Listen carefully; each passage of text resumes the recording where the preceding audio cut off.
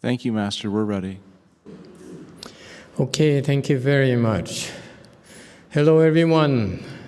Tonight is the second night of the Dharma talk for our summer tea here at DTT.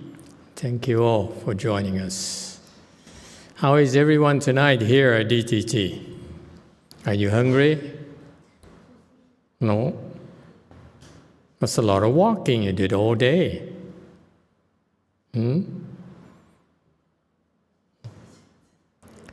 Well, I'm glad you're not hungry. So tonight, what shall we talk about? Does anyone have any questions, concerns, comments, suggestions? Yes, number 6.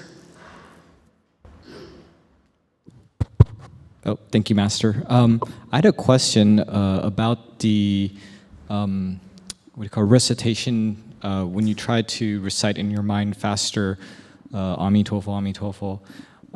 I tried doing that during the Fuo Qi today, and one thing I found is that as I did that mentally faster and faster, eventually it was very hard to catch the sound in my mind, and I wasn't sure what to do with it because then it disappeared and I didn't know what I was supposed to continue doing.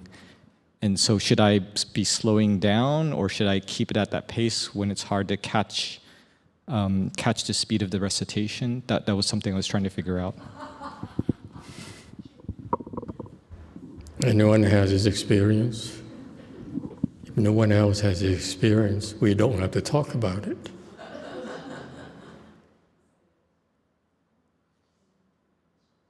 And one day, and you got there. You know how long it took me to get there? You guys are so spoiled. This is not fair. When I was practicing on my own, I was doing these things, and it took me a long time before I go through you went through. So when you start reciting silently, and the trick is I gave you, the Dharma doors you gave you to give you the idea to speed it up. Okay? Because you no longer are constrained by the sound. Your tongue can move so fast. Your hands can move so fast. When you do the Di Zhong, that's fast you can go.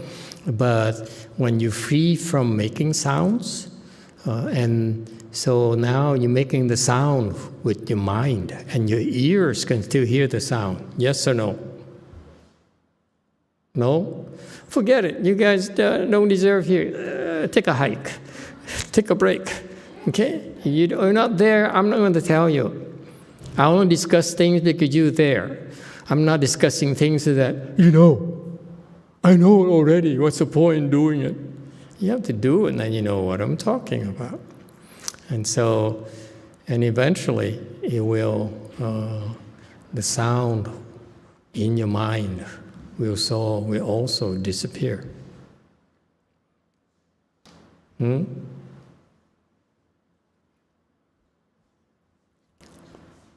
Okay?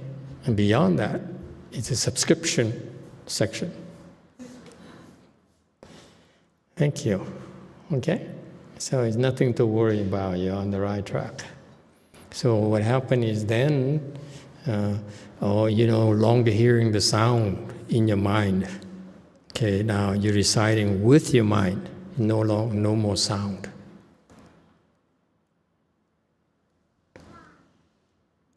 Yes, 8. You see, very few people know this process. Certainly not the Chinese. Certainly not the way they practice it. No one ever taught them. No one ever taught me. I just figure it out. Yes, 8. Not even Master YongHua taught me this. I just figure it out. Because actually Bodhisattva taught me. Yes, 8. A Di Đà Phật thầy, lúc con recite sometimes nó slow down, and then should I just leave like that or I continue to recite faster. When I notice it, You slow down when?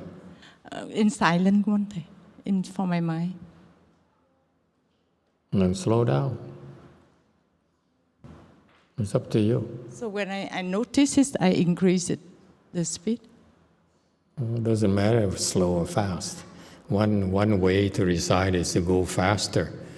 The other way is to maintain the speed. Another way to slow down.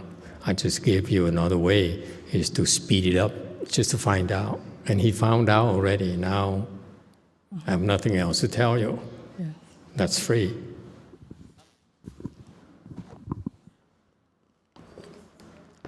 Yes, too. A YouTube question from Chun. Master said yesterday that the Chinese don't understand faith in Pure Land Dharma.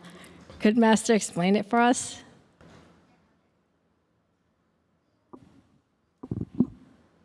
I can't. You have to study, you have to tune in with us, and then eventually you see that our Pure Land is not the same as the Chinese Pure Land. I feel that it's a lot more comprehensive. In fact, the reason I mentioned that the Chinese don't understand Pure Land is for a few reasons. Number one, many of them specialize in Pure Land only, which is wrong. Meaning, if you say, I'm only a Pure Land person, or another idiot who says, I only do Chan. Well, these people don't understand Chan, nor do they understand Pure Land. That's why they say, I'm only do Pure Land. I don't, do Chan. I'm only Chan. I don't do Pure Land. I used to do that. Okay, I used to love only Chan. And then I said, I'm Chan person. What are you doing? This nonsense. This boring thing. Okay, and especially when someone forced me to do it. Someone who's stupid, who forces me to do it. Of course, I rebelled. Yeah. And so you can tell that someone who says, I only do Pure Land, I can categorically tell you they don't understand Pure Land, not for sure. Okay? Or someone who says, I only do Chan, they don't understand Chan. Okay? Not to the ultimate Chan in Pure Land. In fact, I feel the way that the Chinese practice Chan is not high enough yet. That's why they don't go into Pure Land. Or the people who practice Pure Land, especially the Asians, whether it's Chinese, Koreans don't understand anything, of course, in Pure Land. Vietnamese, Taiwanese, and so forth. I have yet to meet a monk or nun who really understands the Pure Land Dharma.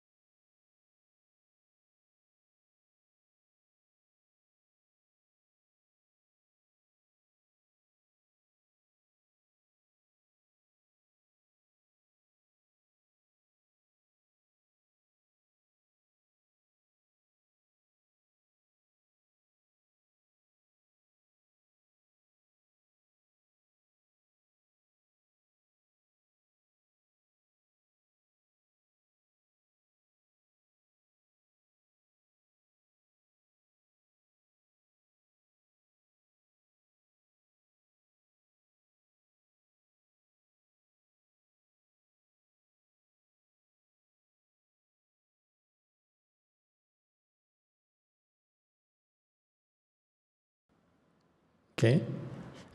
So in Chan world, we teach you in order to encourage you to get there yourself, because the things that you will experience, you will find out, must be experienced. It cannot be described. Same thing in Pure Land. Pure Land, the kind of practices you engage in, when you get high enough, then begin to understand why Pure Land is so wonderful, what it means, what the Buddha meant by faith, by vows, by practices. Not the way that, that the Chinese wrote in the books, or the monks and nuns copy that, consult that, and repeat and regurgitate that. It's low-level Pure Land. It's not, to me, it's not high enough Pure Land. And that's why I don't consider what we do to be Chinese Pure Land anymore. We call it American Pure Land, because I feel that we are a lot more complete, a lot more advanced. Take a long example, the way I teach you to recite silently, faster. That's one technique that I don't think any Chinese Pure Land teacher knows.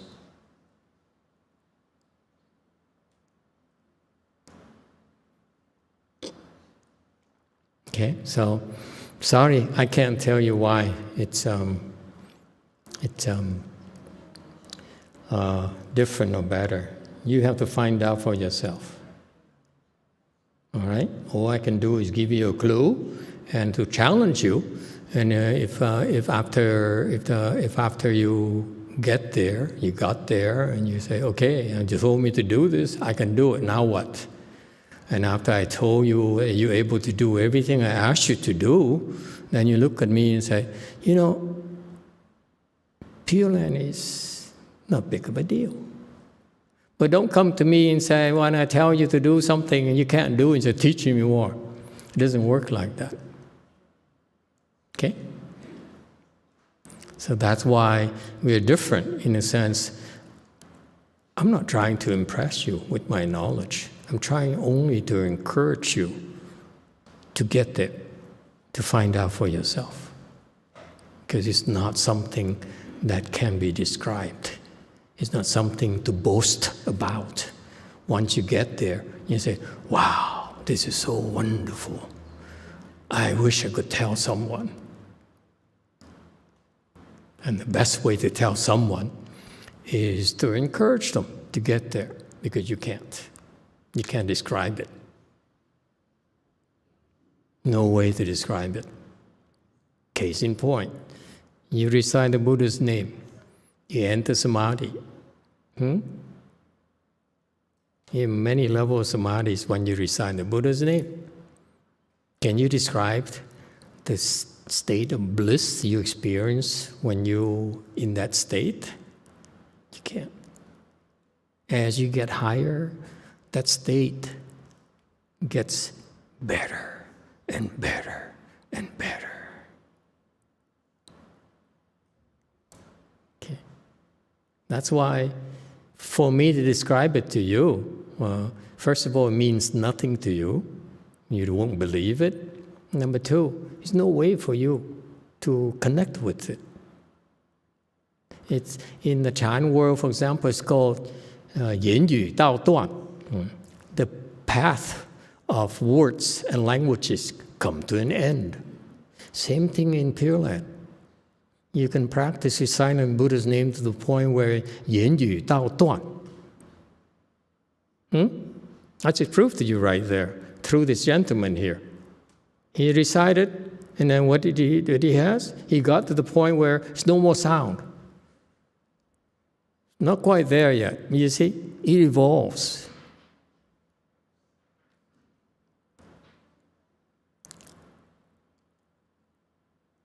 Yes, two. YouTube question from He Feng. Master, could you please explain why you said Yong Ming Shou? Master's teaching is too advanced for us. I heard he is actually Amitabha. Yeah, He's actually a transformation body of Amitabha Buddha. And what's left that's in the records are about 3 books, 3 publications that I looked at. And it's advanced Chan. I don't know why it's printed in Chinese, but that's the one I found, and I said, wow, this is too much. I read half a page, and I went berserk. This is too much. You know, like in the Chan world, we have something called the Bible is our Bible in our world is the Shranga mantra, the Shranga Sutra. Master YongHua did an excellent job explaining it. So it's a masterpiece. I would rank his explanation to be one of the best, if not the best. Okay, of all the explanations, he's outstanding. Even though he's not a Chan specialist, he's more of a secret school. His secret school is more advanced than Chan. But anyway, so he did an outstanding job explaining that. And so after that, you need that kind of background. A lot of it is incomprehensible to us, and you need to have that kind of background before you go into Yong Ming Shou Chan masters, Pure Land masters' teachings. So I read it for half a page, and I realized that, my God, the kind of concentration that's required to go through that, okay, just for half a page, I was exhausted. It's just every single Chinese character is incredible. The depth is incredible. So that's why. I don't know why he chose to do that, but the 3 books I found in Chinese is not something I would dare even investigate. It's too much for me. Okay. Anyone else? Yes, 4. Would you explain to me those 2 words or mantra that we use during evening ceremony? I just don't know the actually function of those words. You know, one character will, water will, true words, you know, 1, 1, 1. And the other one is milk ocean, true words. I was wondering about those mantra, what that means. Okay, unfortunately, I sort of forgot the exact details of that, the mantra you asked me about. I apologize. My personal experience was that when I came to Master YongHua's temples a long time ago as a lay person, and I was just curious, have no interest in becoming a monk. Actually look down upon monks. You are losers. Why would you want to become a monk? You have so much fun in your life. Why would you shave your head and, imprison yourself and live like that? No hair? Seriously? Anyway, so I met with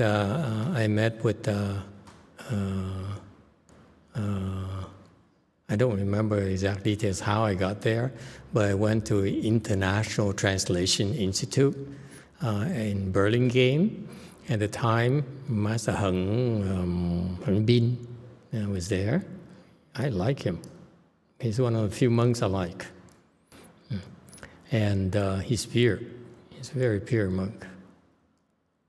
And so he was. I was used to come to his place. Yeah, it's locked, so it's just like our temple. You want to go in, there's no even lock out there. You need to knock on the door, and if he happens to be there, he'll come out and open the door and push those commercial door things, with the bar thing, and they push it out, and he lets you in. And then he would do ceremonies, evening ceremony. And I was like one, maybe at most two people in attendance. He was doing everything by himself. So he was hitting the big bell and the woodfish at the same time. And so I didn't know what I was doing, very much like the Korean Sunim Go Force. What do I do? Okay.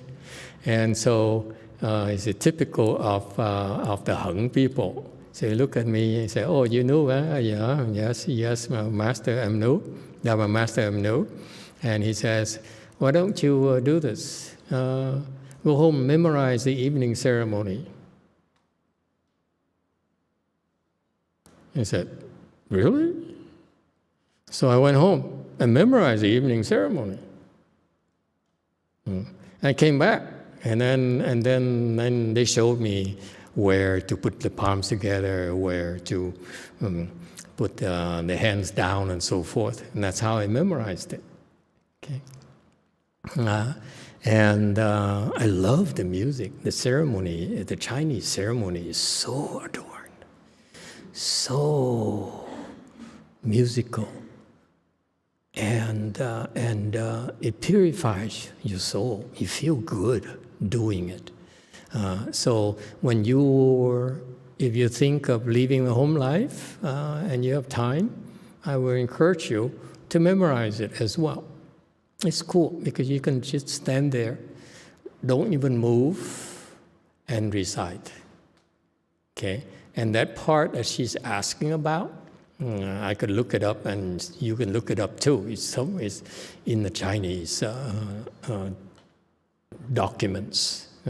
Just find out which mantra that is, and there's some explanation of the evening ceremony, in particular that Meng Shan part, where you feed the hungry ghosts, and it's my favorite part is that part, really. So I could memorize it very, very easily because I loved it.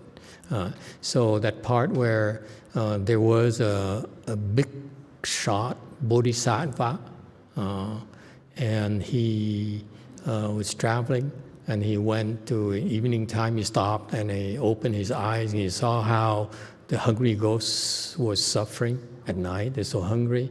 So he recited some mantra, fed them some food, and there was total chaos. All the ghosts were coming, and to get the feel for which doesn't happen for hungry ghosts. Hungry ghosts are supposed to go hungry for billions of years. Every day they got tortured. So he saw that out of compassion, he fed them food. He came back and related the story to his followers. And they said, "Master, please jot it down for us to do it." He said, "Yeah, you can do it too." So that's how he's the one who created that Meng Shan, that Meng Shan offering of the hungry ghosts. It's a beautiful, beautiful thing. It's only Chinese, okay? Not Indian, not Korean, whatever, okay? The Chinese melodies is fantastic. It's so meaningful as well, okay? So basically, in general, you use that part to feed the ghosts, okay? It's out of compassion. When you do that, you're providing a lot of relief to the ghosts around here. So every night we do that at the temple to pacify the ghosts around here. And then it helps build your compassion as well. Yeah. So the whole process, you see there's a left-home person who came up here and does the things and throw things and so forth. It's rather intricate. It's kind of very adorned. So maybe you monks and nuns should look up the meaning of those mantras and explain to people, okay? So I'm sorry, I don't remember. If you like, some of my disciples can look it up and help you, especially Chinese-speaking people. People who can read Chinese, they can look it up pretty easily. All right. Yes, too? YouTube question, Luis. Hi, Shifu. My husband and I are both Buddhas. My husband and I are both Buddhists, but why are we still not happy and always fighting? And you tried Catholicism. That could be the solution to your problems. Why are you fighting? I have no idea. But I'm glad I'm not married.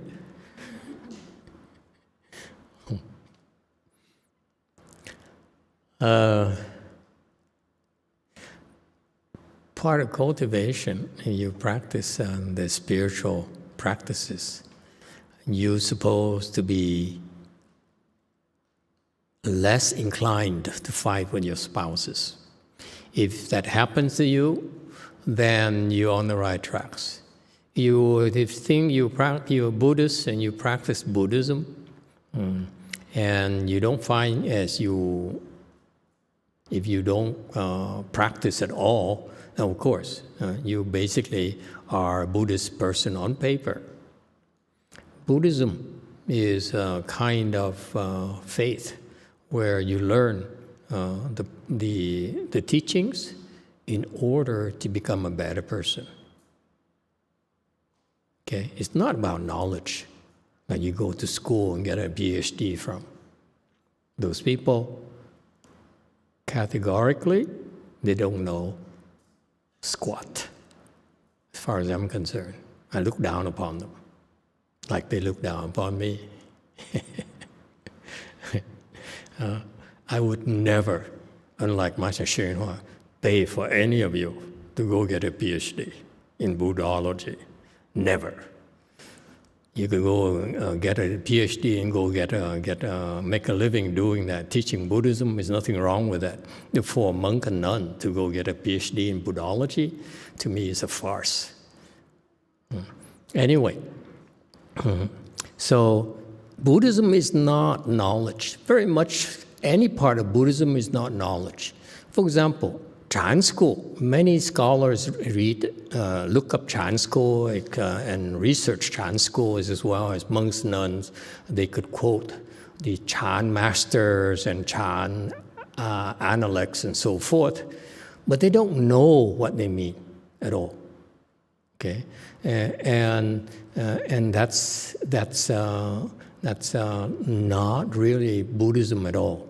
Okay, Buddhism to me is living Buddhism, okay? Meaning that you learn the principles and you apply it to your daily lives. What for? Because it makes you a better person. That's the objective of Buddhism. The Buddha came to our world in order to help us improve. I dare go out on a limb and tell you the Buddha is not that interested in teaching you about becoming a scholar in Buddhism. He wants you to have authentic wisdom, true wisdom. Okay? And it manifests itself. You are a practicing Buddhist, then you are honing your wisdom, which makes you a better person, which means you get along much better with your spouses, much better with your colleagues, much better with the world.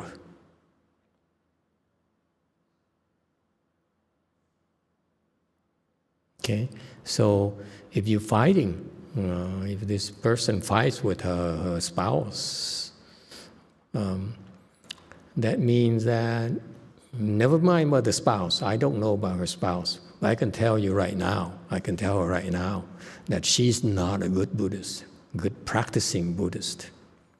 Be a better one. I'm very proud of the fact that, you know, like that gentleman there who's very tall. How tall are you?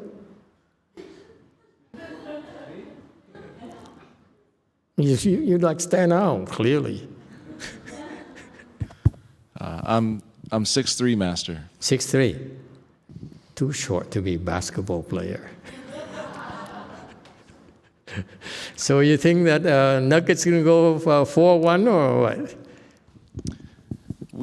You know, I did predict 4-0, but you were rooting for the Miami Heat 1-game, Master, so... Yeah, I lost. Yeah, rub it in. Anyway, you know, he evolved. Look, he started out by falling in love with his wife, and then, you know, once you marry them, you find out they're not really the kind of the real person you thought you married. Anyone? Just me, huh? That's what your husband told us. I never thought it's from you. And then, so you express your disagreements, maybe sometimes disappointment, maybe, huh? The men are really cowards. They would not dare raise their arms, their hands, you know. Anyway, and now they evolved, and now they get along better. They only fight on the big problem, not the bickering thing. Yes? Sound familiar? That's wisdom right there. You fight. Of course, there's always fighting. To love is to fight. No? Yip Che is saying now, I'm glad I'm old. I don't have to deal with this problem anymore. No, it's part of the process. You fight because it really bothers you.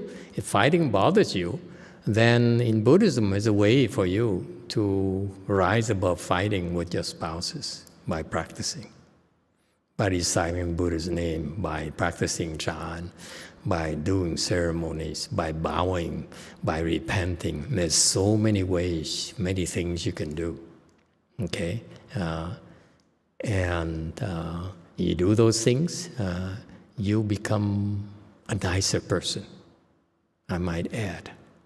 And that you no longer are as prone to fighting your spouses. Okay? You only pick and choose. Fight when you, for example, with wisdom, you only fight when you can win. When you lose, you don't fight. To me, that's wisdom. I say, okay, honey, you win. Okay? And that's give and take in a relationship. But if you find yourself bickering and fighting constantly, I call it misery. Okay? Yeah. There's many reasons for it. It doesn't matter the reasons. The main thing is that if you practice Chan, you practice Pure Land, you practice mantras, you will eventually rise above it. Okay?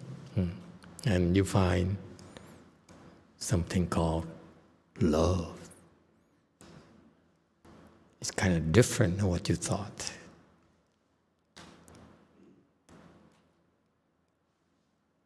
Wonderful. Anyway, what do I know? I'm a loser. See? I had to run away from life. Anyone else? Yes, too. Lots of questions tonight. YouTube Chun. Master, I would like to repent. I went to home and started to fight with my mom within an hour. I should do better. Okay.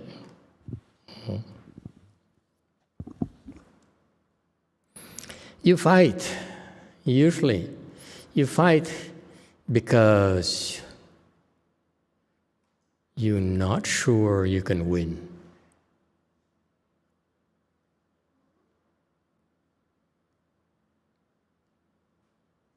if you know you're so sure you can win, you know what happens when you win? The other person gets hurt. Have you thought about it? The loser gets hurt. The loser loses.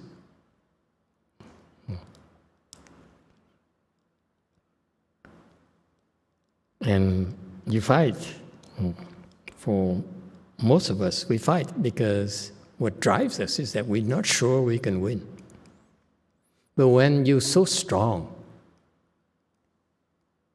that you know when you fight someone, you're going to hurt them because you have more wisdom, because you're much more vicious when you have to be, when you know you can take a beating better than the other person, you can recover a lot faster, then you know that you don't want to fight anymore. You yield. You only fight when that person, in order to protect the person, help the person, not to help yourself. And that's the nature of wisdom.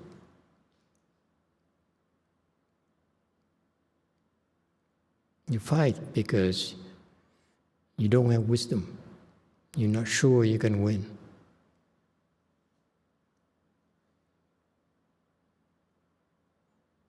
I remember going to, I was wandering around, but once I left my master, and unlike his true disciples, I'm a bad disciple. After he died, all I knew is that I'm supposed to look for a teacher, so I started looking immediately. As soon as I heard he died, I said, okay, who's my next teacher? See, I have no loyalty, no, whatever, very Americanized. I said, who's my next teacher now? So he said, his teacher will be training me, so I went around and asked, can you be my teacher? Can you teach me? And they all taught me something. And I said, no, that's not his Chan. No, I disagree. Okay, that's not how I understood Master Hsien Hua's Dharma. I looked to the Vietnamese teacher, I looked everywhere, Tibetan teachers and so forth.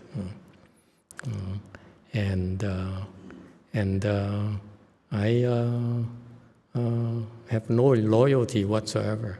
And so which is what I'm teaching you as well. Okay, if you should always be looking for a good no advisor, always. I don't want you to blindly follow someone and say, this is it. I remember one of the nuns of Master Hsien Hua's disciples who I really have a lot of regard for and respect for, I still do. And she said proudly, is that everything I know about Buddhism came from my teacher, Master Hsien Hua. And it's said a lot. Okay? And I was very impressed with the loyalty and the kind of depth of understanding she had. And then later, I continued to practice because I wasn't impressed by them for some reason.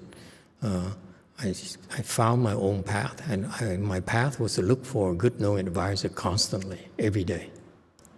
Okay, and one day I came upon upon Master Hsien Hua's statement. He says, "What I know is half of Buddhism. I only know half of it. So if you really want to honor your teacher, shouldn't you be learning the other half as well? How can you be such a close-minded person and say, this is all I want to learn? Huh? What kind of disciple are you?"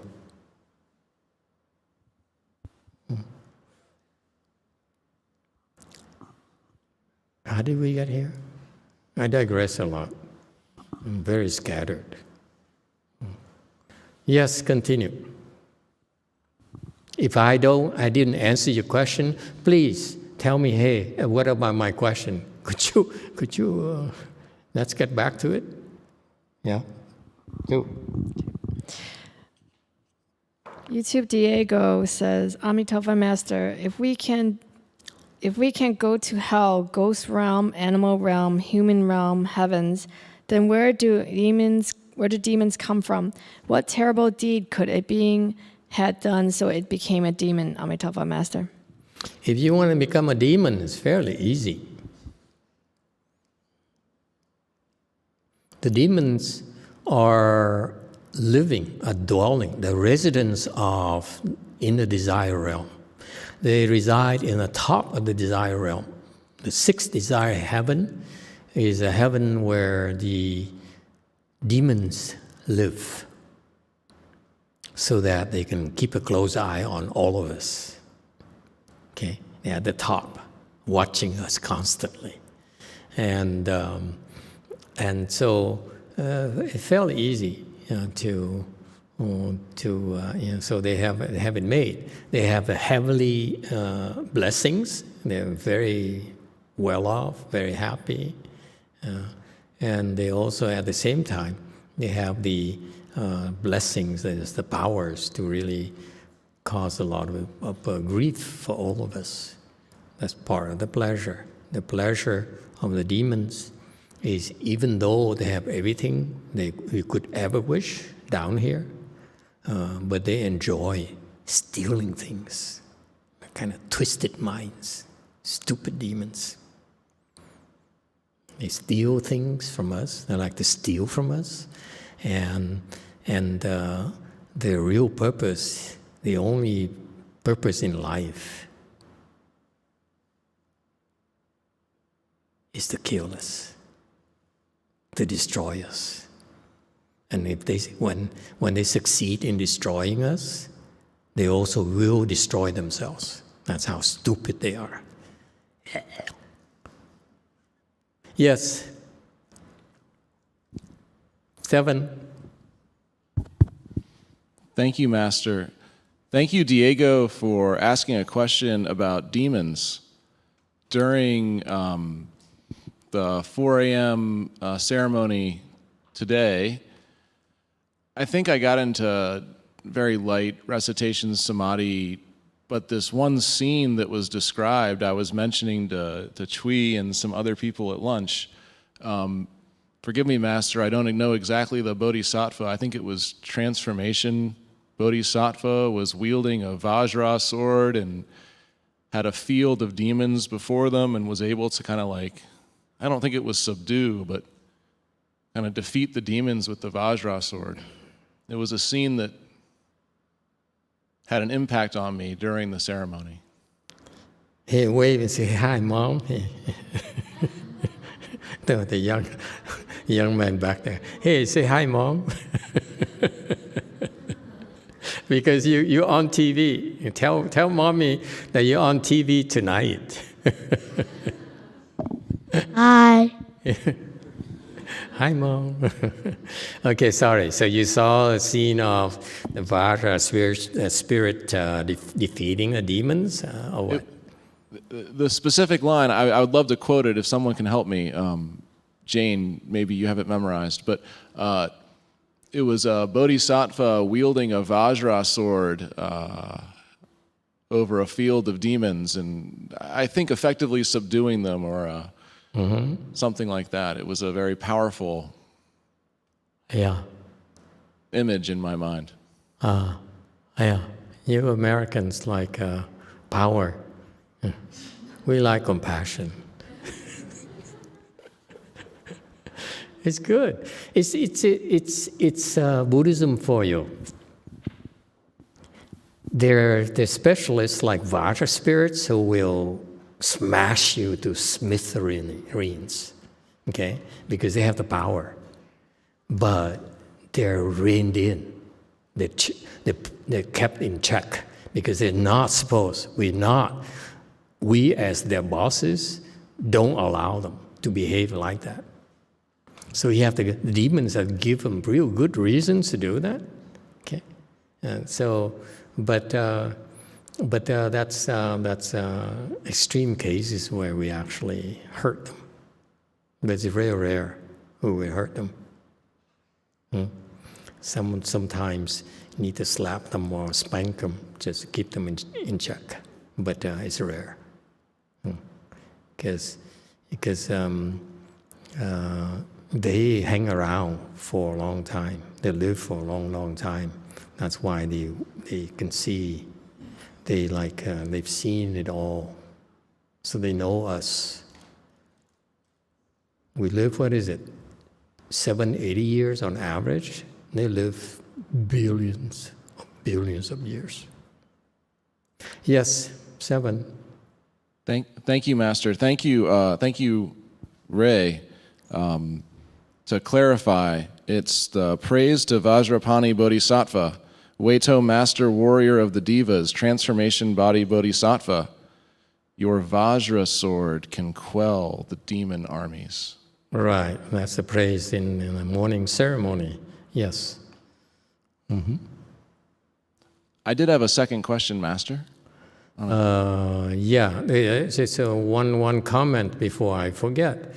When you mention the word Vajra, this is why we are not afraid of demons, frankly, because the demons come to us and bring the armies to us. We can defeat them pretty easily. It's not a problem for us at all. Okay, especially you have these Vajra spirits who are extremely powerful. They use Vajra weapons. And it's nothing in the arsenal of the demons' armies that can rival, can compare with our Vajra weaponry. So that's why the demons they rarely face us head on. They use subterfuges, they use tricks to trick us, that's all. So the Buddhist practice, we engage in these practices so that we develop these Vajra weapons ourselves. So that's why we, as long as there are people who are practicing Buddhism in the world, the demons are kept in check. But that's what we do quietly. We don't brag about it. We don't claim credit, take credit for it. That's what we do. If you are strong, you see the weak, you're supposed to help the weak without being asked. Yes, next question. Thank you, Master. This is a separate topic, but it came up earlier this week. And I just wanted to express my sincere gratitude to you and to Master Z for hosting the Fo Chi here at Dharma Treasury Temple. It is a profound experience. I highly recommend it to anyone who hasn't tried.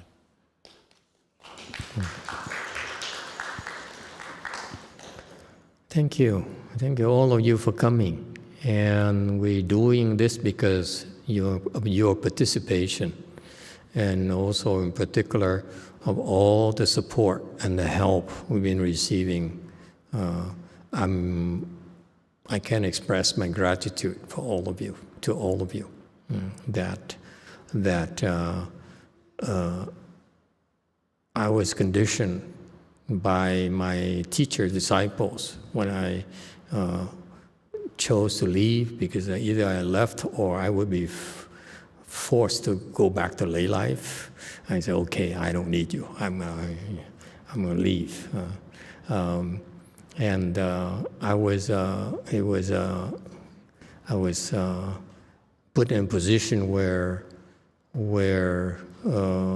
I was fending for my own life, for my own survival, without any support at all.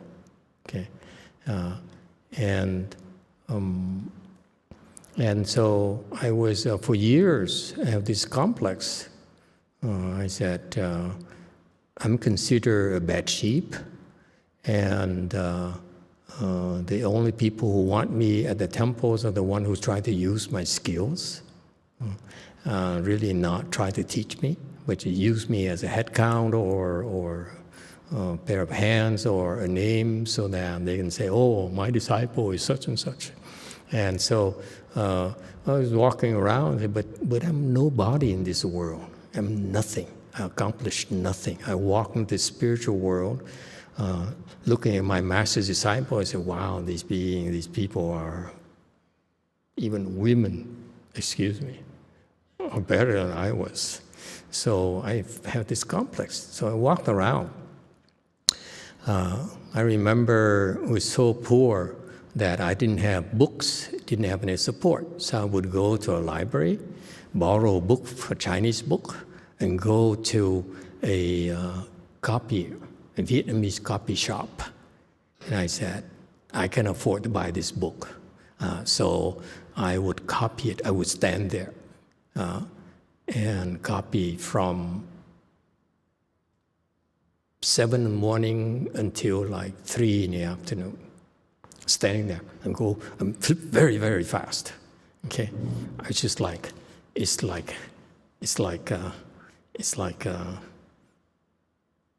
amazing how fast it was. I was copying it. At the end of the day, the owner, the Vietnamese shop owner, who says, my sons are doctors, and I have 3 sons who are doctors. My daughter's a lawyer or something. I said, well, why do you have a copier shop? He says, he sort of knew, maybe he read my mind or something. He said, I'm doing it because I like it. Yeah. I want to keep myself busy. I don't want to take money from my children. So he looked at me and said, where's your temple? I said, I don't have a temple. He says, who's your master? I said, he's dead. You don't want to know him. And so he said, how much do I owe you? After the whole hours from 7 to 3, let me tell you, 1 or 2 in the afternoon, nonstop. I stood there. You guys are moving your feet now after half an hour standing evening ceremony, right? You say, oh my God. And I was standing there. Okay, only my hands were moving, and so at the end of the day, I asked him, "How much do I owe you?" He looked at me and says, $20.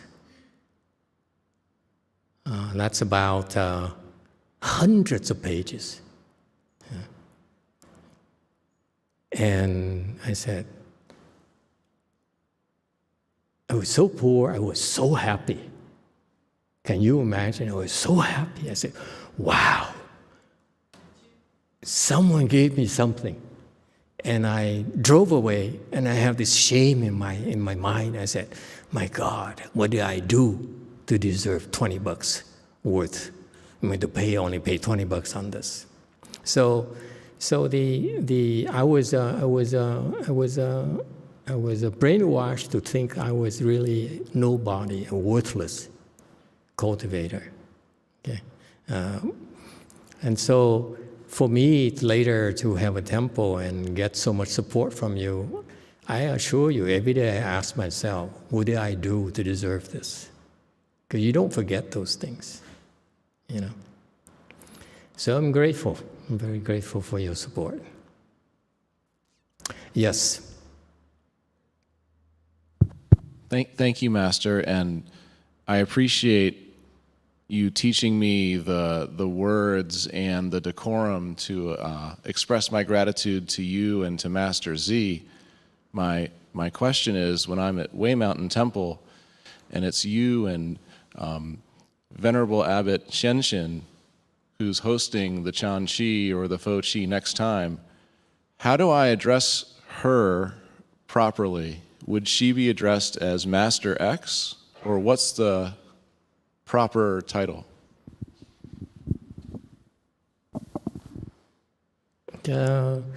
We very casual. You could call Master Z, Master X. You could call Abbot. You could call her, because she's an abbot of Way Mountain Temple. And you can call her XZ. It doesn't matter to us. I teach them not to pay attention to how they are addressed. It's up to you. how you feel about her. And whatever you call her, hey you, hey Ray, or whatever, it doesn't matter to us, okay? Frankly, okay? Today at lunch, I was asked from Korea. I said they have to get, because in order to join us for the lecture here, for the Dharma talk here, it's sort of like 11 o'clock over there in Korea. So I asked them, aren't you hungry? He said, oh no, we ate lunch already at 10. And so I said, oh, that's good. Then go ahead, it's not a problem.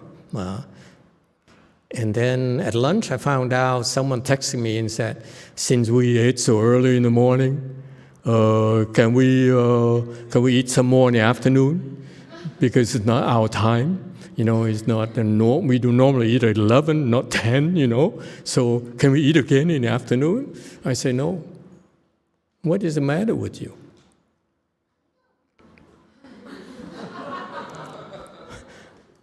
You're supposed to eat one meal a day. I stretch it to 2 meals a day. That includes breakfast. Now you want dinner too? So you give an excuse. You have plenty. You always. These people are always finding excuses to enjoy themselves. Okay, it's not so much about the meal. What I objected to was the mindset behind it. Is that, you know, I work so hard. We accomplish so much as a temple, as a cultivator, our temple, and we're making a difference, so we kind of deserve it. And that's a kind of mindset I don't tolerate. Okay, as long as I'm still your teacher, I catch those things. Where I do not ever want you, monks and nuns, to think you're special. Because remember my difficult childhood? I was a nobody, so it never, you know, you traumatized for life. You don't think much of yourself. I don't think much of myself. That hasn't changed. And for you to think that because I tell you are 8th ground, you are 6th ground, you are so and so, you are a sound hearer and so forth. I made sure when I tell people that is to teach them, to encourage them to work harder, not to make them feel they're special. Okay, they accomplished nothing yet, and because I'm don't want to repeat the same mistakes I feel my master did. When I was there, we were the best. We looked around, and people used to come to Master YongHua's temples to learn our dharmas, how to do the morning ceremony, how to do great compassion repentance, Koreans, Vietnamese, Malaysians, and so forth. And we know the people recognize Master YongHua's wisdom and spiritual power, so they came to learn from us. So we knew that we were the best, okay? And I think he, in a way, with all due respect, he failed to tell them that you feel you're better only because you're looking down, you're not looking up. There are plenty of people who are much better than us. Look around you. You can't see, but they're much better than you. Even that's why it's part of my fun is to tell you, hey, this lay person is enlightened. Sort of remind them, you think you're special? You're not. Lay people are better than you. And so it seems to work because some of my disciples go outside and they go and visit these teachers, these famous people, and they were impressed by them. When they came back to me and said, such a person is a fourth-stage Rahat. I look at your fourth-stage Rahat disciples, and such a person I think is higher than your disciples. I chuckled. I said, no, they're not. They hire because they feel, you only feel they hire because they try to impress you. Our disciples are not supposed to impress you. That's why, very much like Master YongHua, he never tried to impress anyone.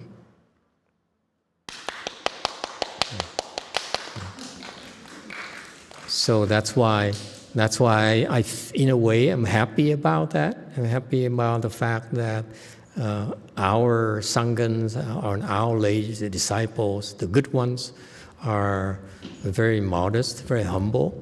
Okay, they know that they have quite a ways to go. It's nothing, not time yet to rest on your laurels and feel a sense of accomplishment. And in my eyes, they accomplished nothing yet. And so I feel I'm happy about that.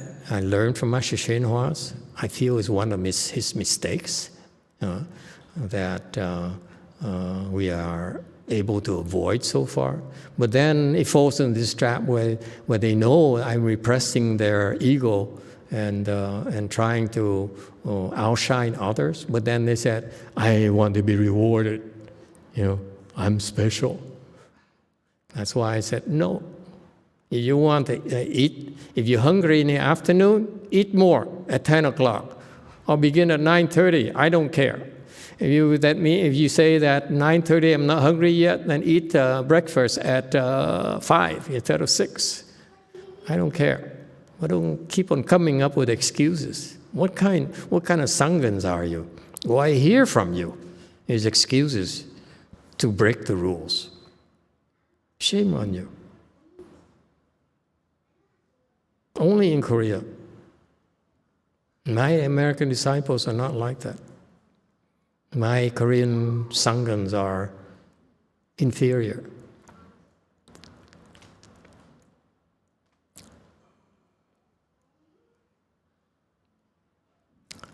Yes. How do we get there again? Okay. Anything else? Yes, too. It's a fear of mine that I feed you all these things, and you one day you walk and say, I'm so special, I'm so cool, I'm so much better than everyone else. You're not. Get that straight. And there's so many people much better than you, much better than us. Yes, too. Just a side note from Louise to Aaron. Mom and little sister can hear you. Who? From Louise to Aaron. Mom and little sister can hear you.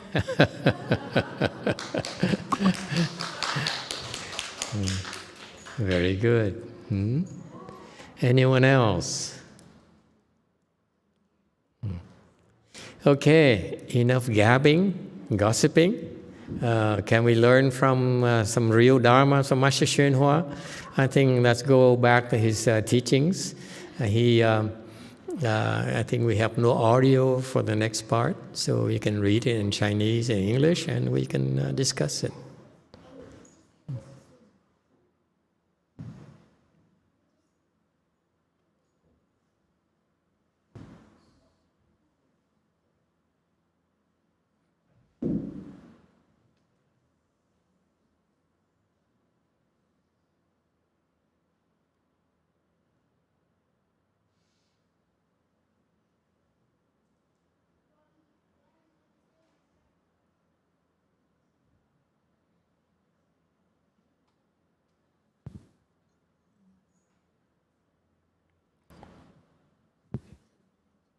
Yes. Okay, we're on slide 283. Okay. 1949年，我在云门预备来香港。I planned to go to Hong Kong when I was in Yunmen in 1949. Question, Yunmen here refers to a place or Yes. Yunmen temple? There is a Chan school by the name of Yunmen. Okay. Anyone knows?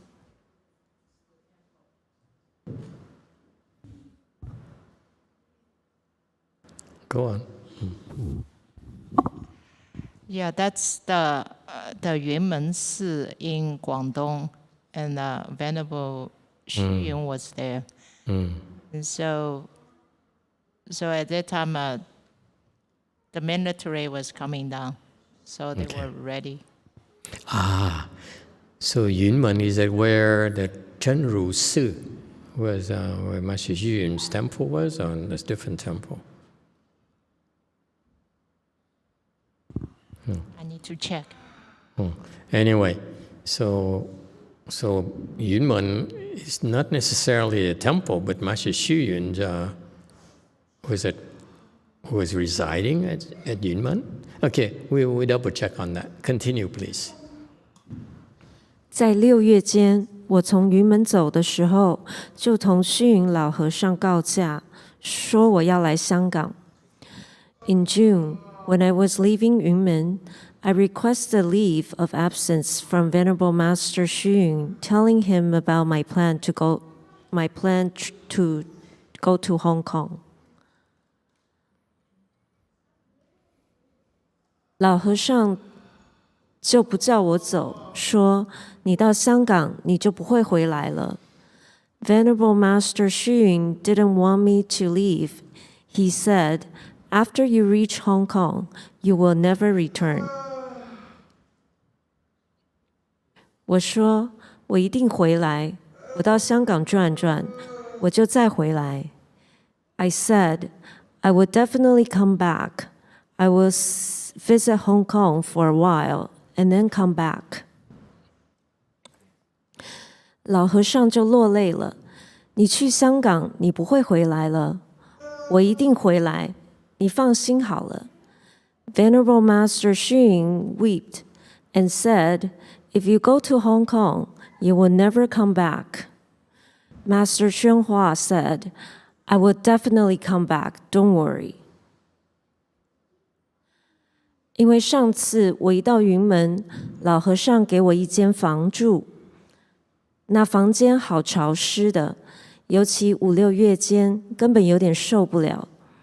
When I first went to Yunmen, Venerable Master Xu Yun assigned me a room. The room was damp, especially during May and June, which I could hardly bear at all. 我就同老和尚讲，我怕潮湿，要到香港走一走。I told the Venerable Master that I was afraid of dampness and wanted to go to Hong Kong for a while. 老和尚，我们庙上的房间很好啊，你看那个在家人住的房间，好像猪窝一样。The Venerable Master said, our rooms in the monasteries are fine. Take a look at the rooms for lay people, which are like pigeons.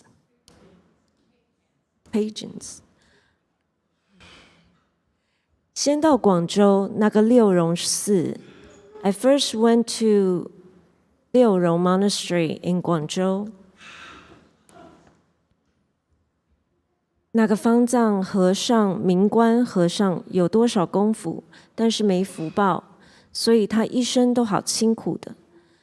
The abbot, Venerable Master Ming Guan, has some skills in spiritual cultivation, but lacked blessings, so he lived in poverty throughout his life.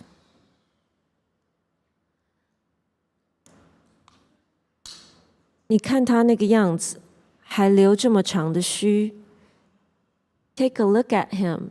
He still kept such a long beard.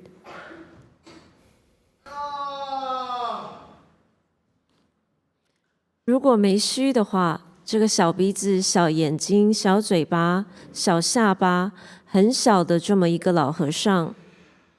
If without a beard, his little nose, little eyes, little mouth, and short chin made him a tiny-looking senior monk. 你看他就像一个道士的样子，这个道士都留好长的须、长头发，他还没留长头发。He appeared like a Taoist. Most Taoists have long beard and long hair, but he didn't have long hair. 在南华寺，我就视得他，老和尚叫他到六榕寺来做方丈，他就在那里做方丈。I had known him since we were at Nanhua Monastery. Venerable Master Xun told him to be the abbot of Liurong Monastery, so he did. When I stayed there, he invited me to be the head of Dharma Master, who is the host of the Buddha Hall. 我到那儿挂单，他就请我做班手，做这个堂主。Okay, any commentaries? Yes. Just verified, Yunmen, in this context, it means 韶关云门山大觉禅师. So in short, and he mentioned this Yunmen temple. So does it have to do with the Yunmen Chan school? Yes, because this is Chan school is named after this Yunmen Zong started from the sixth patriarch, and so this is where the original Yunmen Zong is originated. Yeah, unfortunately, I don't know much about Yunmen. That's why I'm curious. We know a little bit about Wei Yang and Linji, but we don't know much about Yunmen. Maybe in the future we have a. Sorry, I make a chance. correction. My apology. Is Yunmen Zong is established by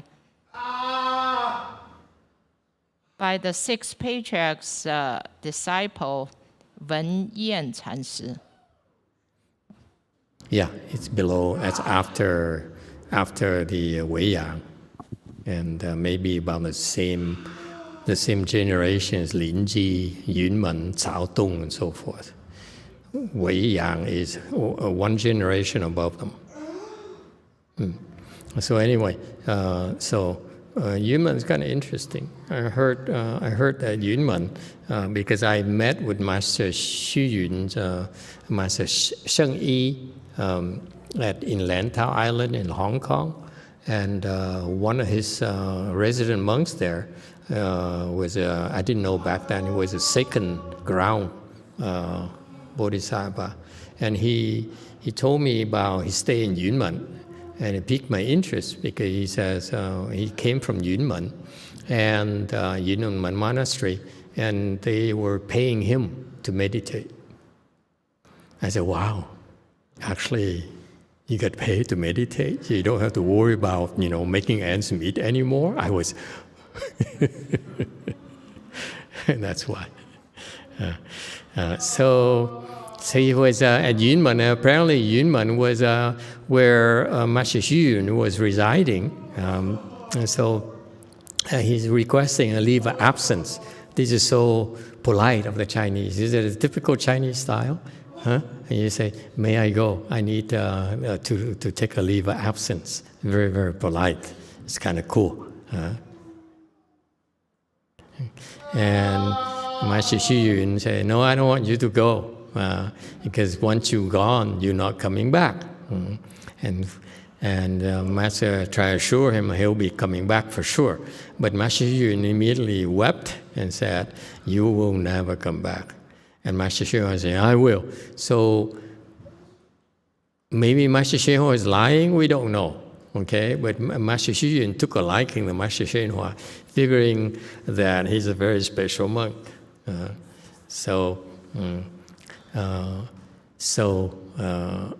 What do you think?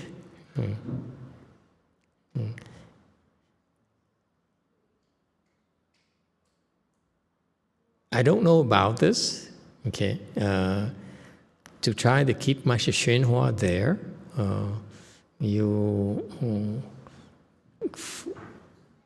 you probably, I'm sure the Master Xu Yun has many good reasons, but it's not clear here that if he ever asked Master Xu Yun why you want to leave. Okay. Yes, 7. Thank you, Master. Reading the slide, based on the words written and the conversation had, it doesn't, nothing appears to me, but just thinking historically, 1949, that's World War II, isn't it? I mean, like, Hitler's on the march and Japan and the US are going at it, so.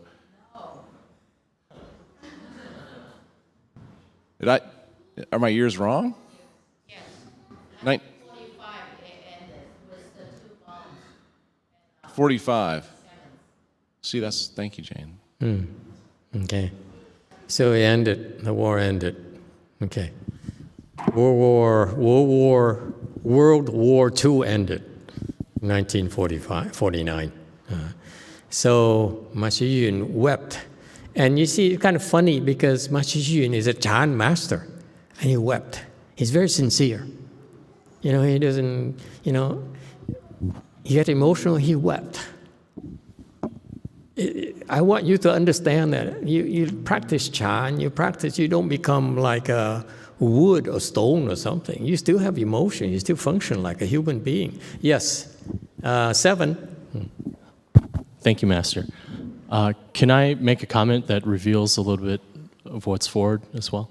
Okay, so I was always curious about this passage myself because in another text, or maybe before this, Master YongHua had told his master, I think Canren, at one time not to spend money to build a temple because I guess he had seen in the future the temple would be destroyed in a war. And then, but here, Master YongHua tells Master Xu Yun that he will come back, but later on in the text, Master YongHua says it's one of his greatest regrets that he left Hong Kong and left his master. Is that correct? Repeat the last 2 sentences. Master YongHua here says he will come back, but he doesn't make it back, and he says later on it was one of his greatest regrets that he didn't see his master Xu Yun again. So I'm just curious of this dynamic where before he had told Master Canren not to build the temple, but here he thought he would come back and he didn't. I don't know what really happened there, but I feel that from Master Xinhua's perspective, he's not attached to Master Xu Yun at all. It's like, please forgive me, you disciples of Master Xu Yun. So it's like your kid throws a tantrum. What are you going to do? You try to explain to him. You say, okay, don't worry, I come back. That's basically it. Okay? For a Chan master to cry, to weep, is he got very emotional. Okay, and didn't work for Master Xinhua at all. Master Xinhua was not emotional. Okay, so what are you supposed to do? So I read it differently. Yes, 7. Before I finish my comment. Master, do we have the 4 a.m. ceremony? Is there a reason why it's 4 a.m.? Is it because of our chi? Because that's how my master taught us to do. You see, I don't change things because Master Xue has a tremendous wisdom, has great wisdom. So whatever he told us to do is for very good reasons. And the Chinese style is that you should be so grateful that you receive instructions and you show your gratitude by doing, not by arguing, by saying, why, like you pale-faced people do. Okay? Convince me I should be doing it. Actually, for the great teacher to tell us something is a gift.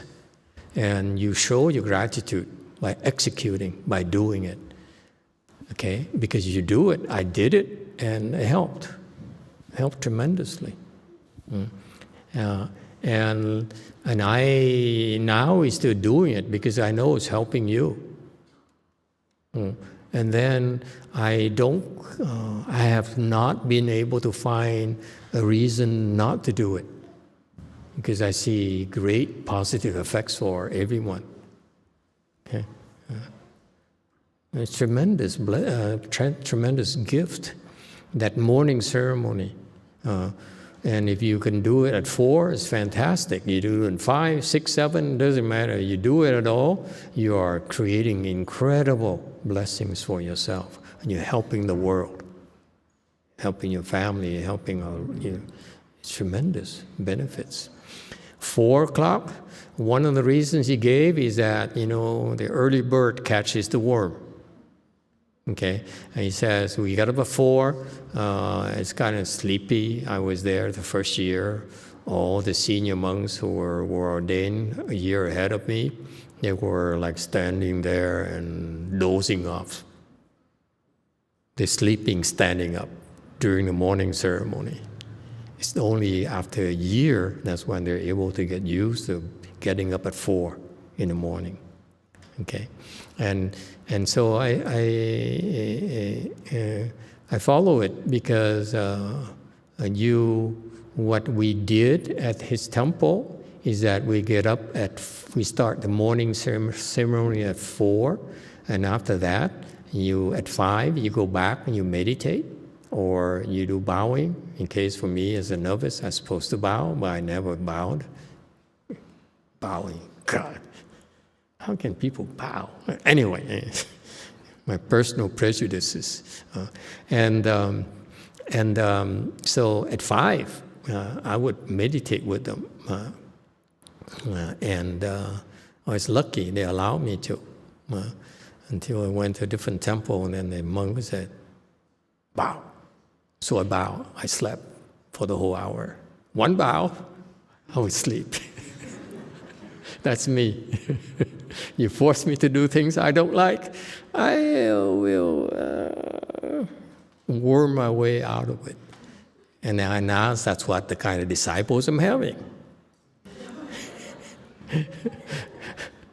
Well-deserved retribution.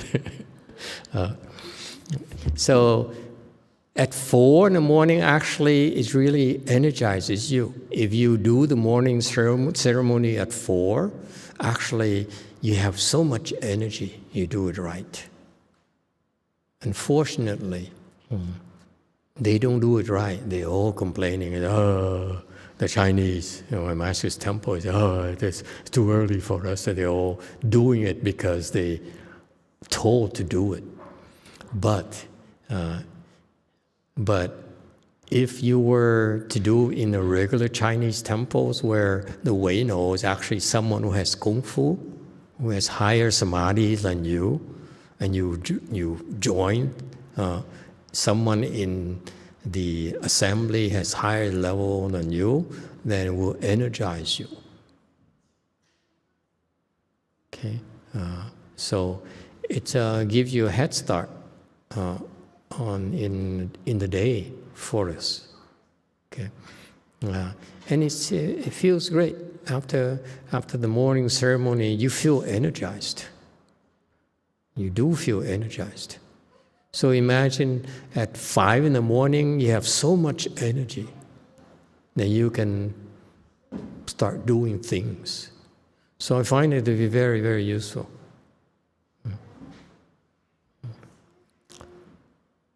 So anyway, going back to the commentary, I appreciate the commentary. Master Yun, I feel, I got a feeling, and it's unverified, that Master Yun took a liking to Master Xinhua, found him to be exceptional as a monk, and a lot more exceptional, much better than his own disciples. Okay, and he was impressed. So he wanted to keep Master Xinhua around. Actually, if I think remember vaguely somewhere, this part, this is new to me. It's the first time I read it. okay? But somewhere in his tapes, he said that Master Xu Yun, he met Master Xu Yun when he came to Master Xu Yun's temple, and Master Xu Yun transmitted the Dharma to him, transmitted the rope and bowl to him, named him YongHua, okay? And then after that, it's sort of like Master Xu knew he was supposed to go there after he received the rope and bowl, he got his name, Dharma name, patriarch's name. Then he said, "I'd like to leave." And Master Xu Yun said, "No, don't leave, stick around." And that's what I heard. So he was sticking around for a while. So in a way, my commentary is that he learned how to run a temple from a patriarch's perspective. So it's good, okay?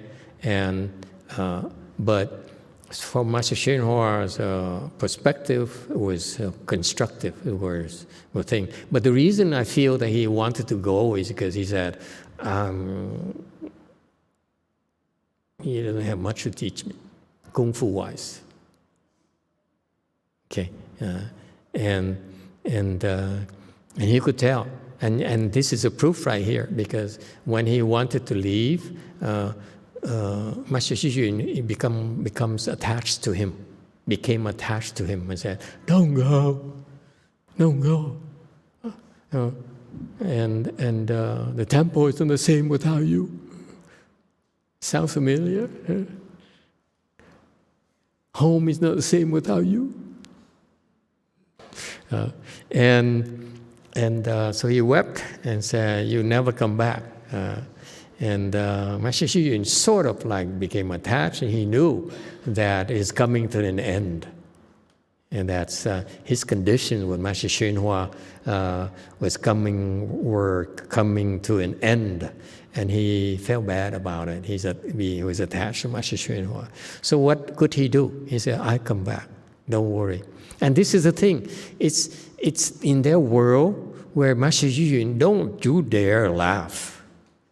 Master Xu Yun became attached because he says, "I control my attachments, I control my emotions, and not be embarrassed by it." Okay? Because he deserves that I show him how I feel about him. So he showed, he wept, he cried. He said, "I really like you. You're very special."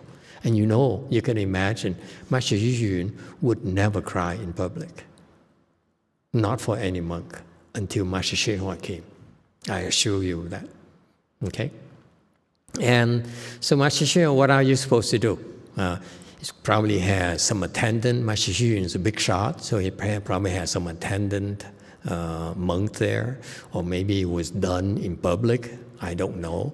So what choices did Master YongHua have? He said, "Oh, I assure you, I'm coming right back." Okay, and so that's why I think it's not so much he was lying to Master Xu Yun. It's more or less like it's a protocol. Maybe you Chinese people tell me, is that normal to say that, so that to just buy time.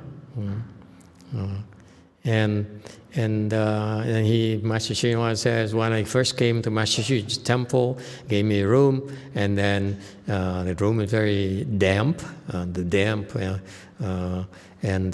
he complained to Master Xu Yun, and Master YongHua did, and so his excuse was to Master Xu Yun is that the room is too damp for me. I don't feel comfortable in my room. You see, it's BS again.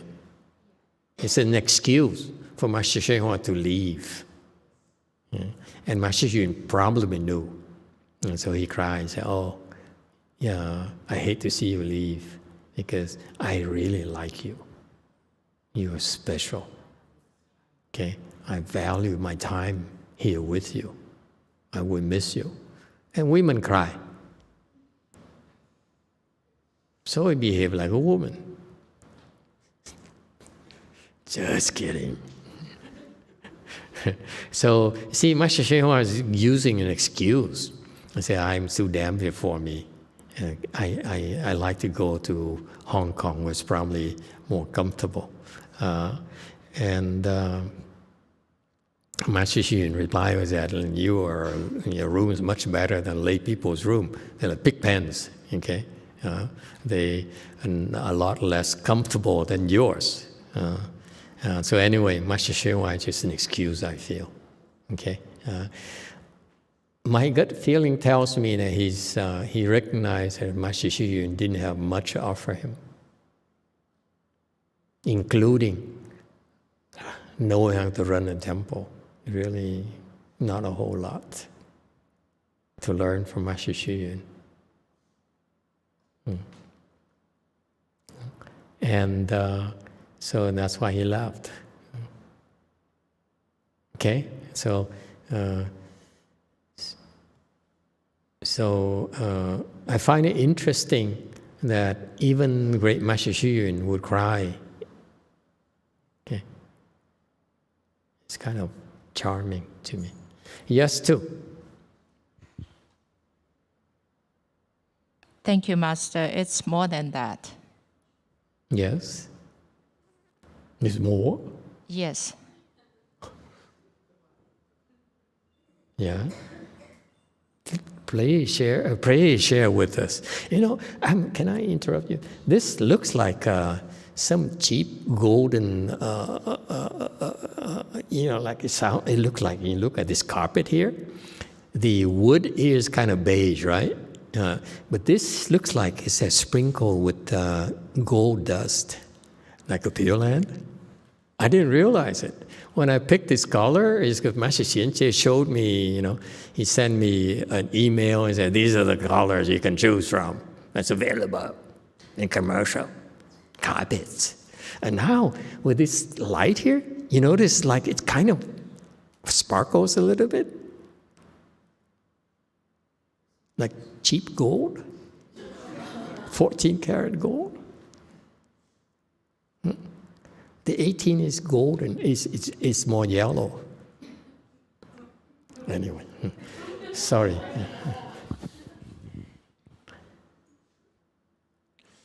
So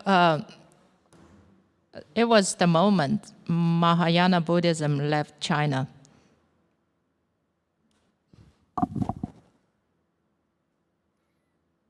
Not quite. He went to Guangzhou. How could you say that he's left China?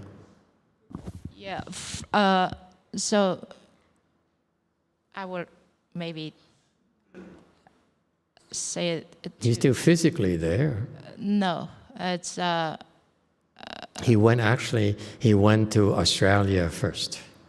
Right, but. And he ran right back because they sort of like didn't support him at all. No one came to study from him. Right. A teacher needs students, so they chase him away. I will elaborate more because maybe it's not immediately good for YouTube consumption. Okay, fine. No, it's not. He hasn't left China yet. Okay, Mahayana is still in China back then. And there were a lot of cultivators like Master Xu Yun, who was an 8th ground Bodhisattva. He's a big shot, trust me. He's still alive then. So Mahayana is still there. 18 months later, he was nearly dead. Doesn't matter. He's still there. You cannot say that it left China. That's incorrect. We have to be factual what we say. Okay? At the time, maybe Master YongHua took the mantle and said, I'm the next patriarch. But it's just like the 5th patriarch designating Master Huineng as his successor. Doesn't mean that Buddhism left China or left the 5th patriarch monastery. Okay, it's still there. Okay, it's still there, it's still present there, and wherever Master Huineng went, he just went. And it's not until he started teaching That's when there's another teacher of Buddhism, but still Buddhism is still with the monastery. The same thing with Master Xu Yun. He did a lot of great things for Buddhism in China. So until his death, until the day he died, he did a lot of wonderful things for Buddhism. So for us to say he left China is not respectful, not appreciative of what he did for Buddhism. Okay? So I disagree. Anyone else? So he said, Master Hsuan says, I went to Liurong, a monastery in Guangzhou, in that province, Canton province. The abbot, Venerable Master Ming Guan, has some skill, has some spiritual skills. Do Shao Gong Fu has some Kung Fu, meaning that he has some samadhi.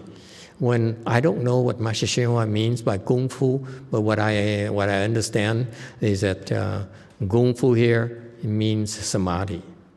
Okay, so Do Shao Kung Fu is that an abbot has some samadhi power, and that's why they're abbots. They're abbots because they're able to protect you when you come to the temples. Whatever karmic obstruction, karmic problem you bring to his temples, you get protection temporarily. So, supposedly. So that's why you are not really an abbot just because you own the property. In Buddhism, when we call abbot, it's pretty significant. Okay? You're supposed to do something, not just to get the title. And that used to be the case in China. Not the case anymore in the US. Now you're an abbot because your master says, you can be an abbot. And to me, an abbot carries a lot of responsibilities. Okay, so that's why when you're abbot, you're supposed to bear the burden. You cannot bear a burden, you shouldn't be called abbot. Because if you call an abbot, I look at you and say, so you represent your master's Dharma here at this temple? That's all? That's all you got? I walk out. It's a waste of my time. Yes, too. Zhu Hong says, from the information in the Chinese language website, Master YongHua did return from Hong Kong to Guangzhou later that year, but couldn't travel back to Shaoguan due to the war. Excuse me? Repeat that. From the information in the Chinese language website, Master YongHua did return from Hong Kong to Guangzhou later that year, but couldn't travel back to Shaoguan due to the war. Yeah, due to the war. What war? Chinese Civil War. Ah, okay. Okay. Yeah, okay. So, thank you for the input. You see, we're all speaking Dharma. Please feel free. I love to learn more about the Chinese culture and history, and it's of interest for a lot of people as well. China has a rich history, and it's something we can learn from their history that we can help our country, our times. Okay, and the reason China flourished for centuries is because back then there are a lot of Chinese emperors who said, I will bring Buddhism, Mahayana, to my country and turn that into a national treasure.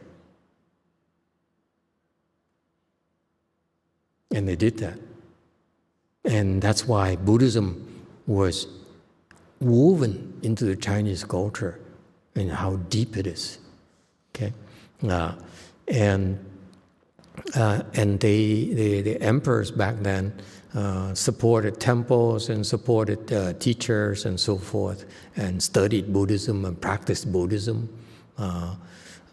And some of them became monks and nuns as well, as in the history of Buddhism throughout the universe and so forth. And because of those early investments, Buddhism really, the Chinese culture flourished for centuries, for thousands of years. Okay, and now it's here in the U.S., and I anticipate that sooner or later there will be some visionaries, no longer emperors, but will be people who will be ready and say, I want to invest in making Mahayana available to more people in the U.S., very much like the Chinese emperors. Okay, and not just for America, but also use it as a stepping stone, like Master YongHua predicted, foresaw already, that Buddhism will fly back to Asia, will be transmitted back to Asia. Okay, so I believe him. I believe Master YongHua, that there will be people who will be stepping up and said, have the vision. I alluded to that earlier in some of the Dharma talks this weekend, where there's some people who have the wisdom and the blessings. They would say, for me to do charity, that's fine. I'm just another me too. But if you want to leave a mark in the history of mankind for the world, you want to invest in Mahayana in the U.S., because there's many talented people here in the U.S. And if you do that, it will be very beneficial for the world, because it's not just for the U.S. That's Master YongHua's vision.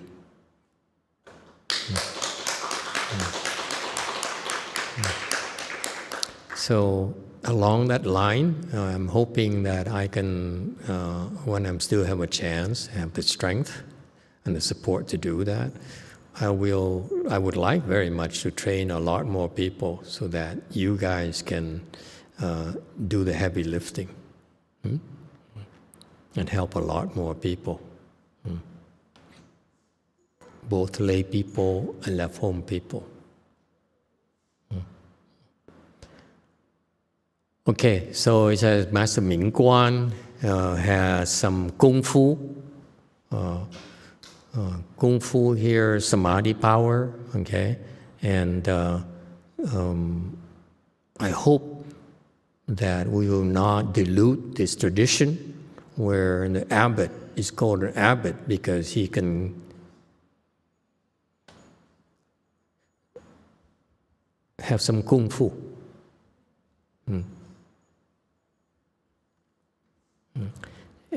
But lack blessings, he live in poverty throughout his life. Maybe lack blessings. I don't necessarily agree that you live in poverty means you lack blessings. Yeah. Take a look at him. He kept such a long beard. Can you imagine a short monk with little nose, little eyes, little mouth, short chin? So physiognomy-wise, the Chinese look upon such people and say, "Are you an abbot?" That's what he's alluding to. And you are an abbot of a temple, but you look like a Taoist. I think some of the Korean Sunims are along that line as well. They have long beard, long hair, and so forth. But this guy doesn't have long hair. He happened to be the abbot there, but Master YongHua knew him at YongHua Monastery, the Sixth Patriarch Monastery. And at that time, Master Xu Yun, very, very important monk in China, being the reigning patriarch of the time, he designated Master Mingguan as the abbot of Liurong Monastery. So he came to be the monastery. Now, I don't know about this, what kind of kung fu this guy have. But Master Xu Jun also told his disciples to go to Hawaii, Honolulu, to receive a property. And the guy went there, and I'm totally unimpressed with this guy. Okay, to me, you receive the property, you cannot send such people there. Okay, he's not a good representative of the Chinese Mahayana, nor is he doing much good for he's not optimizing the blessings of the donors. So, you see, there's things about Master Xu Jun I really don't like. Anyway, so he, and then when Master YongHua came to Liurong Monastery, that abbot invited him to be the head monk, head Dharma master. Ban Shou. What does it mean, Ban Shou, you Chinese people? Ban could be a class.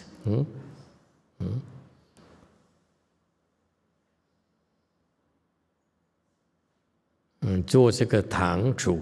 So 堂主 is meaning that he stands in the middle or what? I don't know. That's Ban Shou. Ah, okay. So it's the head of the assembly. Now, just one detail for you. When you go to the temple, in this big Dharma assembly, you follow what the Ban Shou does, according to Master Xu. So this person here, whatever he stands up, you stand up. He sits down, you sit down. He walks, you walk. He walks down here, you walk down there. You don't go over to the other side. Okay? And when you, for example, when you go down on both lines like this, don't turn and look, because what we try to do is avoid looking.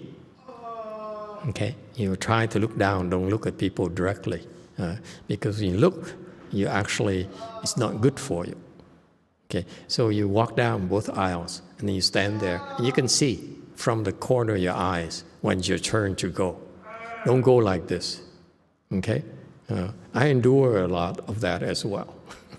Okay, and so you follow this person. If he's not there, then the next senior person will walk. So when it's time for him to go back, you who are after him, follow him. Okay, so when they hit the bell and you're supposed to get back, he knows when he's supposed to get back. Then you follow him. You behind him, go in as well. And if he's not there, and this is more senior person, then when the bells hit, it's time to get back, then this group gets back behind her, and the men wait. Okay? That's all. Please pay attention. All right? Time is up, I guess. You can do a great transference. Thank you, everyone.